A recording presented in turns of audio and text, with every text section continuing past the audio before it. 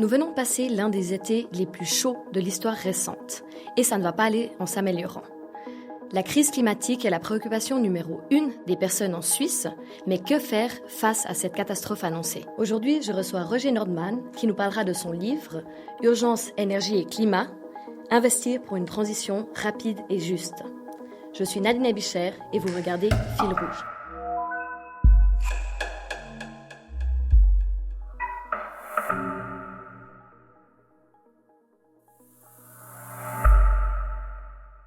Roger Nordman, bonjour. Bonjour. Merci d'être là aujourd'hui. Je l'ai dit avant, la crise climatique est la préoccupation numéro 1 des personnes vivant en Suisse. Il y a énormément de reportages, de documentaires ou de livres qui sortent sur cette thématique-là. Tu viens d'écrire aussi un livre. Alors pourquoi est-ce que c'est utile de discuter autant de cette crise climatique? Fondamentalement, cette crise climatique, elle est de nature à détruire la prospérité humaine. En fait, on a déclenché la crise climatique en consommant d'énormes quantités d'énergie fossile. Ça nous a permis d'améliorer drastiquement notre niveau de vie depuis 1800 environ. Mais maintenant, le paradoxe, c'est que cette surconsommation d'énergie fossile est en train de saper les bases de notre prospérité, aussi la surconsommation de matériel, etc. Et donc, on est face à un problème cornélien, et la population l'a bien compris. Il faut qu'on avance et qu'on trouve des solutions, et c'est pas si facile. Du coup, pour toi, c'est vraiment la nécessité d'agir, de faire quelque chose contre le réchauffement climatique qui a lieu actuellement, ou bien est-ce qu'il y a d'autres raisons qui t'ont poussé à écrire le livre? Alors, au fond, moi j'observe que la société, elle est en train de se diviser entre ceux qui sont désespérés par la situation et ceux qui la nient. Et mon idée, c'était d'essayer de trouver un chemin intermédiaire, un chemin réaliste qui permette de faire cette transformation pour se libérer des énergies fossiles, pour aller vers la neutralité climatique, et qui permette de le faire de façon réaliste, mais aussi qui montre réellement les difficultés et l'ampleur de l'investissement à faire. C'est aussi d'ailleurs pour ça qu'on a lancé l'initiative commune du PS et des Verts pour le Fonds pour le climat, parce que la transformation, elle est immense. Puis, ce qui m'était important aussi dans le livre, c'est au fond, d'expliquer concrètement les enjeux pour que ce soit aussi compréhensible par des gens qui connaissent pas le domaine ou qui le connaissent juste un peu d'avoir lu les journaux. Donc, il y a toute une partie aussi d'explication un peu pédagogique avec des petits résumés aussi après chaque chapitre pour qu'on puisse bien comprendre et retenir la matière, parce que c'est vrai que c'est vaste et assez compliqué. C'est vrai que tu dis que il faut le pire en fait pour la crise climatique, ce serait vraiment le déni, le désespoir et puis ne rien entreprendre. Dans ton livre, tu fais au début un petit peu une situation ou bien une visualisation de la situation actuelle, mais comme tu le dis, c'était important d'amener des propositions de changement. Dans le livre, tu parles plusieurs fois de l'initiative pour un fonds climat. Est-ce que tu pourrais nous donner plus de détails sur cette initiative-là? Oui, alors c'est une initiative qui a été donc lancée le 6 septembre 2022, qui a quasiment abouti, il y a encore quelques signatures à récolter, et qui propose pendant 25 ans de mettre 1% du produit intérieur brut dans un fonds, et ce fonds cofinancerait les investissements des entreprises, des particuliers, des communes, des cantons et de la Confédération elle-même vers la transition, vers la neutralité climatique. Et donc, c'est une espèce de fonds qui finance public-privé, qui finance c'est pas tout à fait comme le fonds ferroviaire qui, lui, finance 100% des investissements. Ce fonds, il financerait en gros 45% des investissements parce que les privés, les entreprises, les communes, elles ont aussi intérêt à faire leur part de l'investissement. Alors, une partie va dans le secteur énergie parce que l'énergie, c'est quand même 80% des gaz à effet de serre, hein, le gaz et le pétrole, puis un tout petit peu de charbon qu'on brûle. C'est l'essentiel du problème, mais il y a aussi d'autres domaines qui sont importants, notamment les émissions non énergétiques. Je pense à celles de l'agriculture, qui sont assez difficiles à réduire sur le plan technique, ou bien à celles de la fabrication du ciment, par exemple, ou bien les émissions négatives, hein, parce que malheureusement, on émet tellement de gaz à effet de serre que malgré le fait qu'elles soient assez chères et assez compliquées, je pense qu'on n'échappera pas pour calmer le réchauffement à retirer un peu de gaz à effet de serre de l'atmosphère. Ça, il faudra aussi le financer. Et puis évidemment, un fonds, il permet aussi un financement équitable parce que c'est un financement fiscal indirect. Et donc ceux qui sont mieux placés dans la société dans 30 ou 50 ans, c'est ceux qui paieront les intérêts du fonds parce que le fonds sera financé par l'endettement. Et comme ça, le financement est juste. Et puis peut-être un mot juste encore sur l'endettement. J'ai examiné l'idée d'augmenter les impôts dans dans le livre. Et à part la solution des jeunesses socialistes de l'impôt sur les successions, sinon, en fait, toutes les solutions qui prélèvent beaucoup d'argent, que ce soit la TVA ou que ce soit par exemple l'impôt fédéral direct ou que ce soit une taxation de l'énergie, elles posent d'énormes problèmes sociaux, en tout cas pour l'énergie. Et puis surtout, elles privent de cash ceux qui maintenant doivent investir. Donc, en fait, elles ont un effet aussi un peu freinant sur l'investissement. Or, il faut énormément investir et il faut que tous les acteurs puissent investir. Est-ce que pour toi, c'était important de garder un peu un aspect social en développant cette initiative, un fonds climat, pour éviter en fait de peser encore plus sur le pouvoir d'achat des personnes qui vivent dans notre société? Alors, c'est même un des aspects centraux. C'est même aussi une des leçons de l'échec de la loi sur le CO2 en 2021. C'est qu'en fait, on ne va pas arriver juste en renchérissant l'énergie à aller vers zéro. Déjà parce que les riches pourront continuer à payer des émissions de CO2, donc à s'offrir des émissions de CO2, mais aussi parce qu'il faudrait tellement taxer l'énergie pour avoir une incitation à ne plus en utiliser que ça a des effets antisociaux catastrophiques. Il faut imaginer, pour une famille de 4 personnes, riches ou pauvres, en Suisse, en moyenne, c'est 500 francs d'énergie par mois, de dépenses directes d'énergie par mois avant la crise énergétique. Alors bien sûr, il y a des différences suivant comment on habite, etc. Mais le quart le plus pauvre et le quart le plus riche ont à peu près les mêmes dépenses en francs d'énergie. Donc, taxer l'énergie, c'est extrêmement antisocial. Et c'est pour ça qu'il faut aller, à mon avis, vers un financement fiscal. Et puis, l'endettement est justifié parce qu'au fond, c'est un investissement. Et quelque part, notre fonds pour le climat, ce serait un peu créer ce qu'on appelle un budget d'investissement comme on le connaît au niveau cantonal ou communal. Donc, on a compris vraiment avoir ce principe du fonds climat qui est de donner la charge de la transition énergétique à l'État et puis non pas aux individus en tant que personnes. Est-ce qu'il y a des exemples dans l'histoire de la Suisse où l'État a pris un rôle aussi important dans une transition? Oui, bien sûr. Alors, il faut, attention, les individus et les entreprises payeront quand même environ une bonne moitié de l'investissement. Donc, mais la solidarisation de l'autre moitié de l'investissement par notre initiative sur le fonds climat, elle aide énormément. Alors, un exemple récent qui est très frappant, c'est les nouvelles lignes ferroviaires à travers les Alpes. En 1998, le peuple suisse a dit « Ok, on y va, on construit ces 2 lignes, ça coûterait, on pensait un peu moins de 20 milliards. Finalement, ça a coûté 20 milliards. Et ça apparaissait un montant énorme. Et aujourd'hui, on est tellement content d'avoir ces lignes à travers les Alpes que quand un des tubes est bloqué pendant quelques mois parce qu'il y a eu un déraillement, c'est une semi-catastrophe nationale.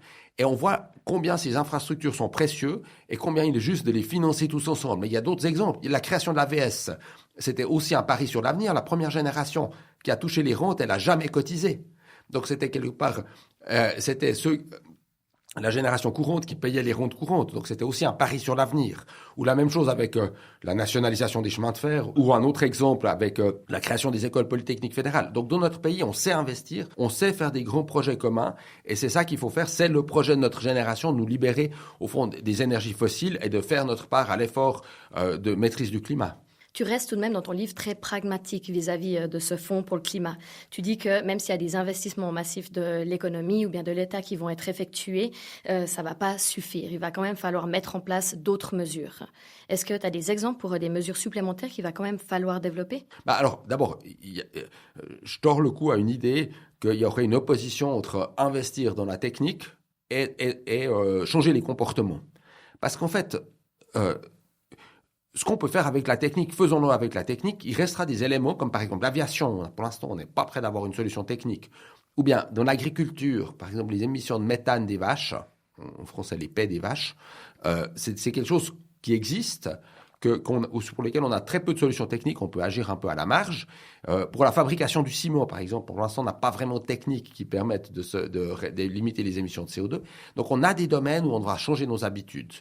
Et en fait, ma thèse, c'est faisons tout ce qu'il est possible sur le plan technique, c'est environ, disons, grosso modo, les 2/3 de la réduction, parce que sur le dernier tiers, il faudra changer les comportements. Et l'expérience de Corona montre, la population, elle est d'accord de changer les comportements un petit moment, même si c'est pénible, mais elle n'est pas d'accord de changer tous les comportements, ce que je comprends. Et surtout, moins il y a de comportements à changer, plus c'est facile d'obtenir un changement réel. Si on commence à donner des instructions sur tous les aspects de la vie, les gens ne suivent plus, ils deviennent fous. Ils le deviennent d'autant plus s'ils savent qu'il y a des solutions techniques et que ces solutions techniques, on ne les a pas utilisées. Un exemple, c'est il faut être clair. La voiture, elle ne va pas disparaître malgré tout ce qu'on se raconte. On peut peut-être, avec l'aménagement urbain, le développement des transports publics, réduire de 10 ou 20% le trafic motorisé, mais il ne va pas disparaître, ne serait-ce que parce qu'il y a des gens qui habitent dans des zones mal desservies en transport public, parce qu'ils ont des besoins particuliers, qui veulent la voiture pour les vacances, etc. Donc c'est très important d'utiliser la possibilité technique d'électrifier les voitures, les progrès des batteries, le progrès de l'électricité renouvelable, pour pouvoir continuer à aller en voiture. Par contre, dans ce champ, il y a un changement comportemental qu'on peut faire ou deux. Le premier, c'est d'avoir des voitures plus petites et moins grosses, moins lourdes, qui consomment moins d'énergie. Et puis le deuxième, c'est peut-être individuellement de plus souvent utiliser les transports publics ou la marche à pied ou le vélo et moins souvent sa voiture.